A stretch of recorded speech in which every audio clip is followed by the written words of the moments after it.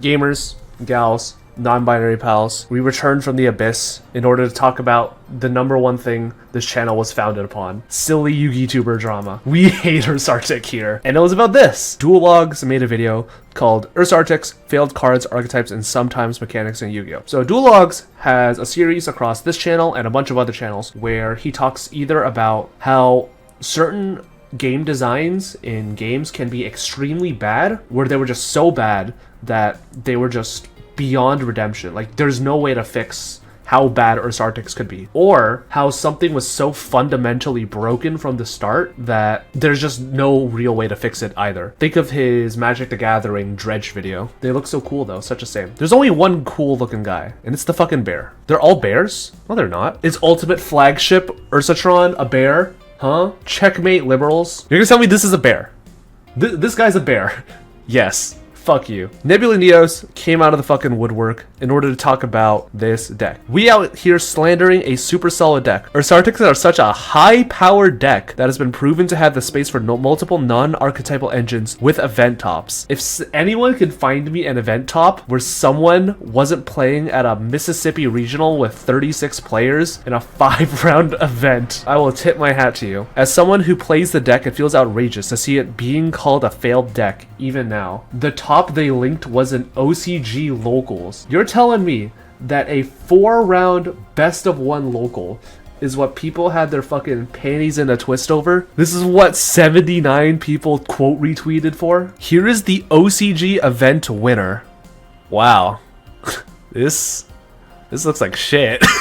What part about this deck do you think pulled in more weight? The 1-card synchro engine that summons like 5 monsters from the deck, or, you know, the level 7 non-summonable garnets. But if you guys don't know, a little bit over a year ago, I actually made a video about Ursartics, calling it the worst deck in all of Yu-Gi-Oh! And I'ma say it, I still think it's one of the worst fucking archetypes of all time. Anyways, let me get a shout out to Leon Massey, who I blatantly stole the script from. And I go into it way more in the video, but I just say there's so much anti-synergy, there's so many fundamental issues with the deck, and even though you invest so much into the deck, you get so little out of it. And that's one of the main reasons why I think that Ursartic is just one of the worst decks of all time. What does Ursartic do that's high-powered, outside of draw non-engine? You know what draws 1 trillion cards? Flower Guardian, and that deck sucks dick. You know what draws 1 trillion cards? Vanquish Soul. And Vanquish Soul actually technically has a game plan, and that deck still is arguably not that great. I mean, if a deck is fun but trash, then the title isn't really clickbait. I think this is just Nebula getting very out of hand for what a solid deck is. Holy fucking essaying. My god. This dude is chatting. I'm gonna be honest, I'm not reading all that. What counts as a bad deck to you people?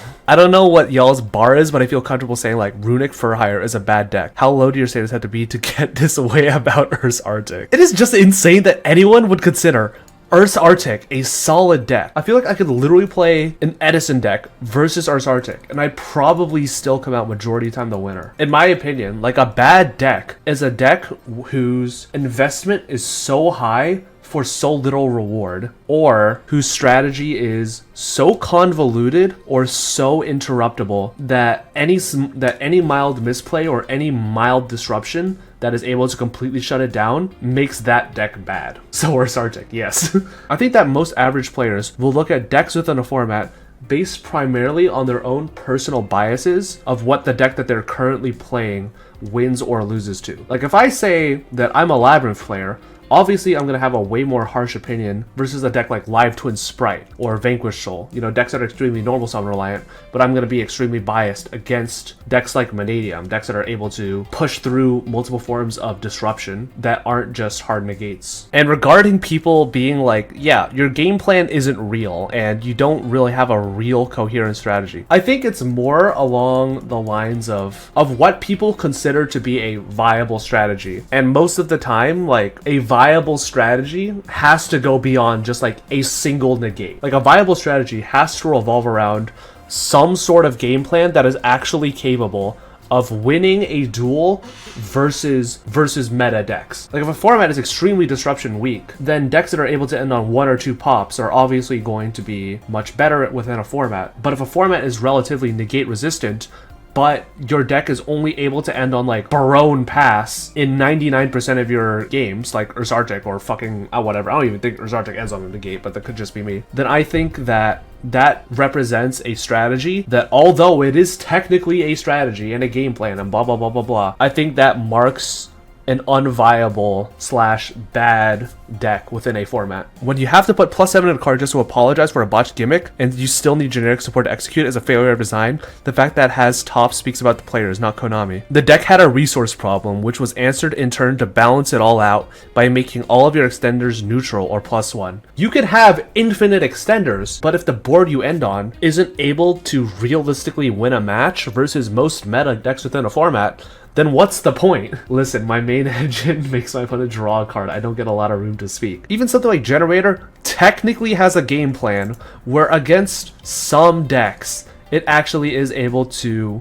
win an event because you have the double snatch steal. And some decks like Infernal, well, they really need their monsters onto the board. Some decks like Unchained aren't really able to push through getting 2 monsters like sucked up. Some decks aren't able to deal with a Har who was able to just hand loop them and negate. Even a deck as fucking weak as Generator has at least somewhat of a game plan to get itself there at the end. But Ursarctic's end board is always the same. It's not like you're drawing 500 hand traps like you are with Pearly. Ursarctic just plays completely within archetype, which sucks because every Ursarctic card sucks dick. This deck literally just ends on a skill drain for monsters without a level.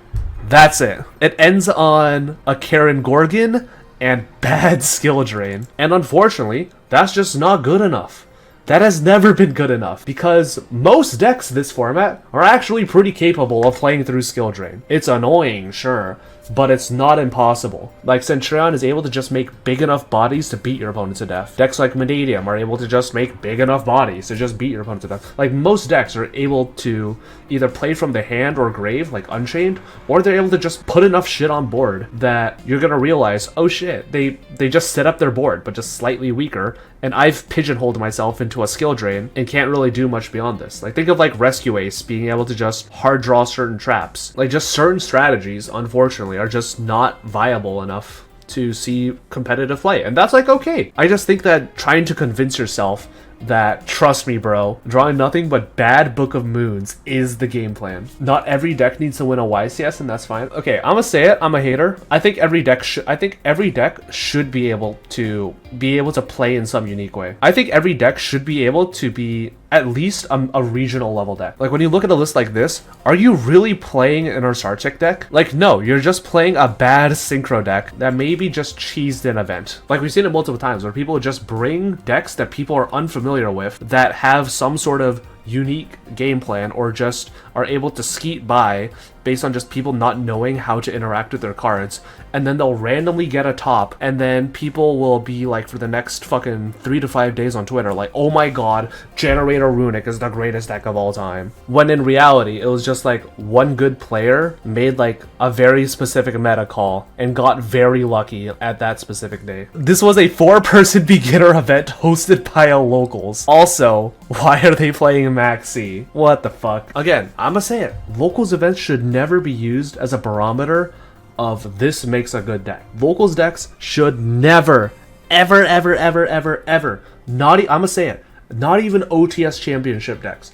Not even fucking rarity case tournament decks. Like, you're perfectly fine to be proud of your accomplishments at locals. But what I am saying is that people should not use locals as a barometer for what's meta and what's not. You can use it as a point of reference for what decks are prevalent within your community, but it's just not realistic to use locals results as your POV for what is good, what is bad type deal. And so I'm not a huge fan of locals deck profiles. Like, the easiest example I can give is Super Smash Bros. Melee and Amsa. Amsa is a Yoshi player. He is one of the best players in the world. He's like a top 10 player, and he plays Yoshi, which if you look at any Super Smash Bros. Melee tier list, is relatively agreed upon to be a pretty bad character, relative to characters like Sheik, Falco, Jigglypuff, Marth, Fox. These characters that have stood the test of time and have won event after event after event after event, hundreds of times more than Yoshi ever has. Now, Amsa one tricks Yoshi. He is the greatest Yoshi in the world, bar fucking none, not even close. But for a very long time, he was local only to Japan, and in every Japanese tournament that AMSA entered with Yoshi, he would basically just clean house. So what do you personally think, as a person who would attend an AMSA local, would think if you saw just a singular Yoshi player just tearing up your locals? AMSA is just that good of a player that he's able to make a mid-tier character work across the entire country and on the big stage. Or are you gonna think B, wow, Yoshi is cleaning up this local scene, that means Yoshi is the best character in the game? Like, that is basically what people who look at locals winning Yoshi is tier 0. That's what people who base their Yu-Gi-Oh! Optics on locals reports end up kind of falling into. But yeah, that's my general thoughts about the whole bad deck, Ursarctic good drama. I just overall think that this whole fucking drama is really stupid in the first place, and that one person just had a very inflated view of how good Ursarctic's viability was, and then everyone just came out of the woodwork to take the piss and write 50-page essays about what truly makes a good deck on Twitter. Anyways, let me know your guys' thoughts on Ursarctic in the comment section down below. That's gonna be it for this video.